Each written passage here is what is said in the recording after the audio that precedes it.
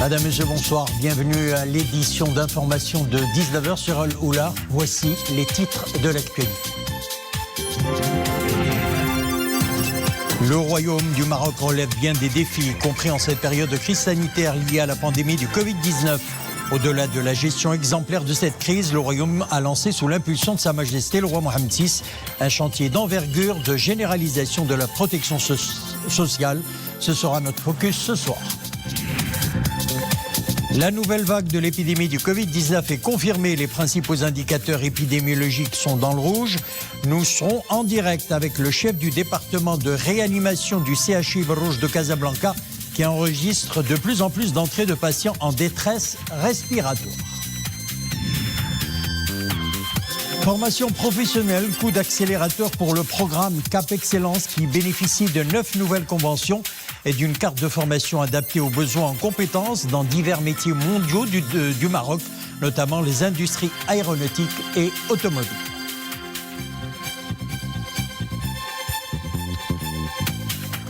Retour ce soir sur un immense chantier lancé en septembre dernier par Sa Majesté le roi Mohammed VI, la généralisation de la couverture sociale dans tous ses aspects, assurance maladie obligatoire, indemnité pour perte d'emploi, allocation familiale et même indemnité de retraite élargie au secteur informel. Gros plan sur ce grand chantier royal avec Mohamed Aitlishka.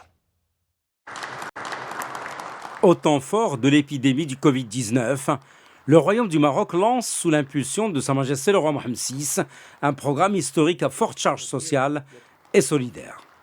Sa Majesté le roi lance ce programme d'envergure englobant tous les aspects de la couverture sociale, à commencer par la généralisation de l'assurance maladie obligatoire, un vrai challenge. Cette généralisation sera effective dès la fin de l'année prochaine. Elle profitera à 22 millions de personnes supplémentaires qui bénéficieront d'une assurance couvrant les frais de traitement, de médicaments et d'hospitalisation. Il y a ensuite la généralisation des allocations familiales durant les années 2023 et 2024 au profit des familles qui n'en profitent pas jusqu'à présent. Ces familles bénéficieront, selon les cas, d'indemnités forfaitaires ou d'indemnités de protection des dangers relatifs à l'enfance, en particulier le danger de la déperdition scolaire. Population cible, 7 millions d'enfants en âge de scolarité. Le chantier royal porte également sur l'élargissement, à l'horizon 2025, de la base des adhérents au régime de retraite, pour inclure environ 5 millions de personnes exerçant un emploi et ne bénéficiant d'aucune pension. Enfin, le programme de couverture sociale porte sur la généralisation de l'indemnité pour perte d'emploi dès l'année 2025 pour couvrir toute personne exerçant un emploi stable. Le coût annuel de cette réforme sera de 51 milliards de dirhams, dont 23 milliards proviendront du budget de l'État. La généralisation de la couverture médicale nécessite bien évidemment de relever un ensemble de défis qui concernent en particulier le faible taux actuel d'encadrement médical, l'important déficit en ressources humaines et la répartition géographique inégale de ces ressources, d'où cet arsenal de mesures d'accompagnement dont, notamment, l'intensification des programmes de formation et la consolidation des compétences médicales des professionnels de la santé et l'ouverture du secteur de la santé aux compétences étrangères et à l'investissement étranger. Notre coup d'œil quotidien sur la situation épidémiologique chez nous. 2205 nouveaux cas ont été recensés ces dernières 24 heures. 22 décès. Les cas actifs sont toujours en hausse. 25 440. Les cas sévères ou critiques ont atteint 734, dont 25 placés sous intubation. Et puis, le nombre des primo-vaccinés de 12 61 160, alors que celui des personnes complètement vaccinées s'élève désormais à 9 864 912. Et afin d'accélérer la cadence et faciliter l'accès au vaccin, la catégorie d'âge de 25 ans et plus bénéficie désormais de la campagne de vaccination anti-Covid-19. Les conditions liées au domicile ne sont plus exigées. Les centres de vaccination sont ouverts, rappelons-le, tous les jours jusqu'à 20h. Et puis les services de réanimation sont aujourd'hui sous pression. Le nombre de lits est revu à la hausse. Le service enregistre un nombre important de personnes non vaccinées et qui présentent des formes graves de la maladie, avec plus de 100 nouveaux cas par jour en réanimation et au service de soins intensifs. Oumaima Rabli. À pied d'œuvre et sous pression depuis des semaines, ce staff médical entame sa tournée matinale. Pas de répit ce matin aussi, tous les patients admis dans ce service sont dans un état préoccupant. Pas étonnant de voir ce service névralgique rempli de cas critiques. Nombreux sont les citoyens qui ont renoué avec la vie normale. Une erreur qui coûte cher, et ce patient en sait quelque chose. Je l'ai échappé belle. Mon état était très critique, car je souffre d'une insuffisance rénale. Je ne remercierai jamais assez les médecins pour leur assistance en toute heure. Faites attention à vous. Faire attention et se protéger, les médecins n'ont eu cesse de le dire. Car le virus sous sa souche Delta attaque et il serait même plus féroce pour les jeunes de moins de 30 ans. Il n'y a qu'à voir ce service où la réanimation est déjà saturée. Comme vous voyez, les patients qui sont sous ventilation artificielle sont 7 patients. Du coup, les cas graves sont augmentés. Nous sommes en train d'aménager une nouvelle salle de réanimation. Nous accueillons de nouveaux patients en détresse respiratoire. C'est pour cela que nous incitons les citoyens à se faire vacciner. Nous avons bien vu que ce virus terrasse également les plus jeunes.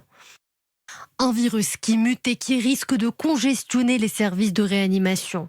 Au niveau des 4 coins du royaume, plus de 700 cas critiques. Un chiffre qui donne froid au dos. Alors à vos masques.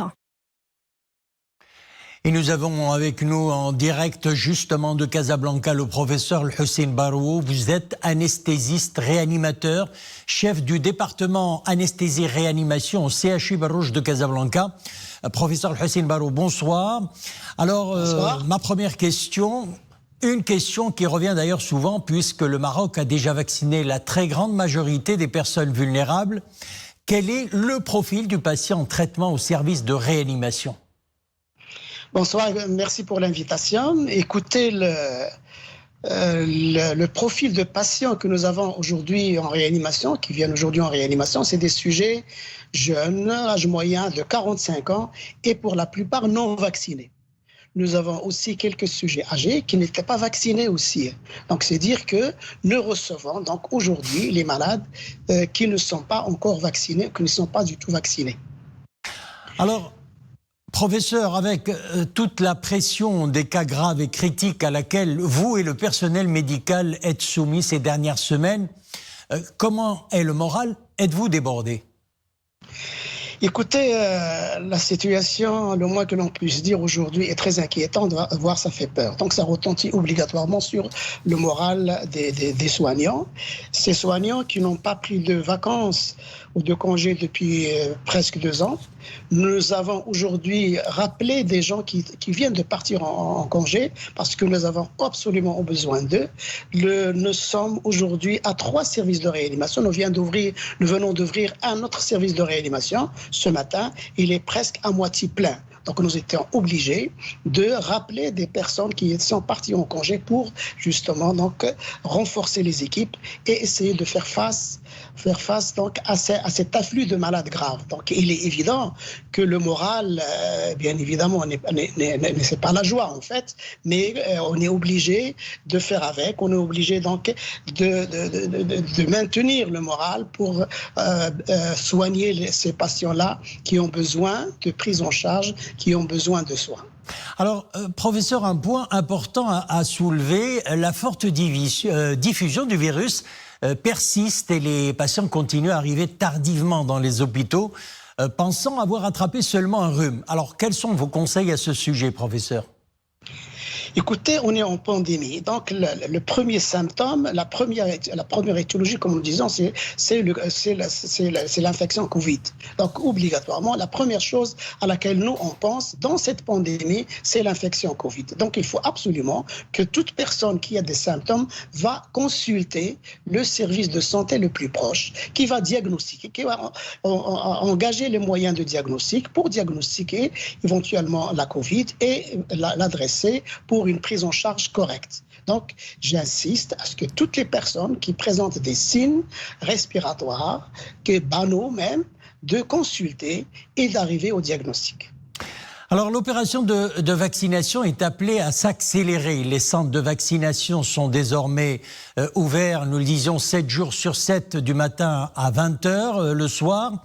En plus de cela, nous le disions à l'instant, la tranche d'âge des 25 ans et plus donc est appelée à se faire vacciner. Cela devrait contribuer peut-être à infléchir cette courbe des contaminations qui monte en flèche. Oui, il est certain, mais pour le moment, c'est pas suffisant. C'est pas suffisant. Il faut absolument garder les mesures de prévention. C'est extrêmement important. Des mesures très simples que tout le monde connaît, que tout le monde ne cesse de répéter. Bien sûr, il faut se faire vacciner. Tout le monde doit se faire vacciner. Et nous voyons le résultat de cette vaccination dans la mesure où j'avais dit tout à l'heure que nous recevons en réanimation les patients qui ne sont pas du tout vaccinés. Donc, il y a un impact extrêmement important de la vaccination. Donc, il faut se faire vacciner. Chacun doit se faire vacciner. Tout le monde doit se faire vacciner. Mais, parallèlement à ça, il faut garder les mesures de prévention. Il faut garder le masque, porter le masque et le porter correctement. C'est extrêmement important. Il faut absolument garder la distance. C'est extrêmement important. Et l'hygiène des mains. Ça, c'est important. Et je voudrais dire aussi un autre élément important, essentiellement aux jeunes. Je voudrais leur dire que le virus ne circule pas tout seul. C'est nous qui le faisons circuler. Premier point important. Le deuxième point important, c'est que le virus ne choisit pas. Il ne faut pas se dire que ça n'arrive qu'aux autres. Ça peut arriver à tout le monde. Donc, il est tout à fait faisable d'arrêter la circulation du virus. Il faut absolument que tout un chacun intègre ces données importantes, que c'est nous qui faisons circuler le virus pour que le virus ne circule plus. Et ça, c'est primordial.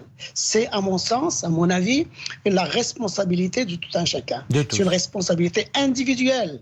Chacun doit assumer sa responsabilité. Chacun doit être conscient qu'il est partie prenante dans cette pandémie, dans l'expansion de la pandémie, mais aussi dans l'arrêt de cette pandémie. Ça, c'est extrêmement important.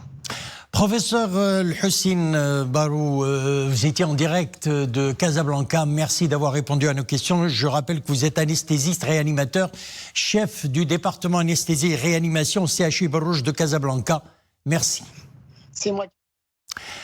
Les ressources humaines et les compétences au cœur du développement des métiers mondiaux du Maroc. 9 conventions ont été signées aujourd'hui au siège du ministère de l'Industrie, du Commerce et de l'Économie verte et numérique. À la clé, la mise à niveau des offres de formation dédiées au secteur de l'automobile, l'aéronautique, l'offshoring et le textile. Les développements dans ce reportage de Khadija Zarwal et Yassine Mourafiq. Le commentaire est signé Mariam Elmissi. Cap Excellence. 9 conventions actionnent la mise en œuvre du projet. Un cap franchi vers l'attractivité, l'investissement et la compétitivité des entreprises. Et un partenariat public-privé qui conjugue les expertises, avec en prime une carte de formation adaptée aux besoins en compétences dans divers métiers mondiaux.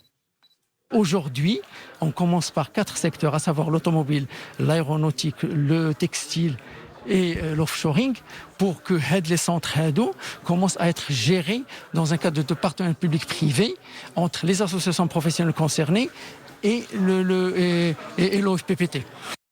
Des formations dans des métiers fleurons de l'économie nationale. De quoi ouvrir de vastes horizons de carrière pour des milliers de jeunes stagiaires. Une offre de formation désormais étoffée par la création d'un centre de formation dans les métiers de l'automobile à Kenitra. Ça nous permettra de mieux anticiper le virage technologique de l'industrie automobile, où nous passons à un concept de mobilité durable, électrique, hybride. On va avoir le véhicule autonome, connecté, de nouvelles technologies de production comme l'industrie 4.0. En présence des industriels qui expriment leurs besoins. Et donc la formation se fait à la demande de nos industriels qui leur permettent de sourcer leurs ressources humaines et leurs talents au niveau de l'Institut. Une mise à niveau qui passe aussi par l'équipement de 4 cités des métiers et des compétences par des mini-chaînes industrielles pédagogiques. Un environnement d'apprentissage proche de la réalité de l'entreprise qui devra bénéficier à quelques 1500 stagiaires.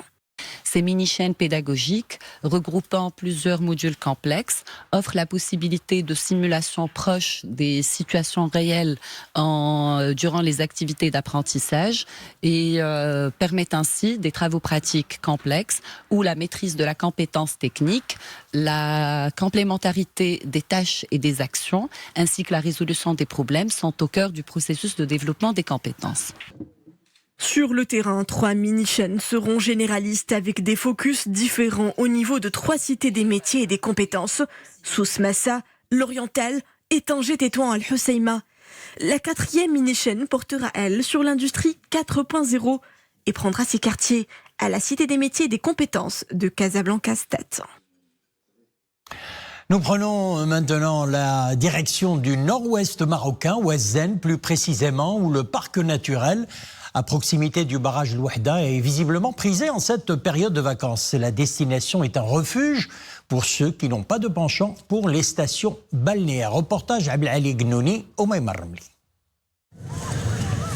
À quelques kilomètres de Ouazzane, le lac du barrage Al-Wahda, un véritable havre de paix où la connexion avec Dame Nature est plus que garantie. C'est un endroit calme, loin du tumulte de la ville. C'est très apaisant. Comment ne pas oublier tout le stress de la vie avec ce paysage? Pour ce dimanche en famille, c'est déjeuner au bord du plan d'eau de ce barrage au lieu d'un après-midi plage. Ça nous change de la routine. Briser la routine quotidienne loin des stations balnéaires prisées ou profiter des joies de la mer. Ici, tous les goûts sont servis.